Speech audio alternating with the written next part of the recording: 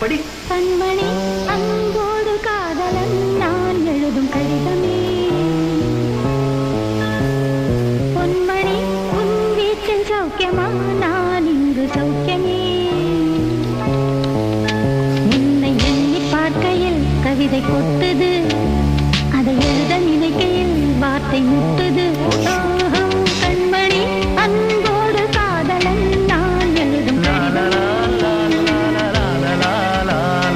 பொன்மணி உன் வீட்டில் சௌக்கியமா, நான் இங்கு சௌக்கியமா.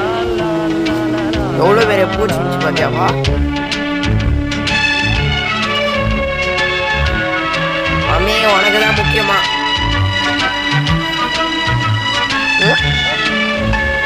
ஓடணும், நான் ஓட வேண்டிய இதுக்கு மேலே ஏறி போகணும்.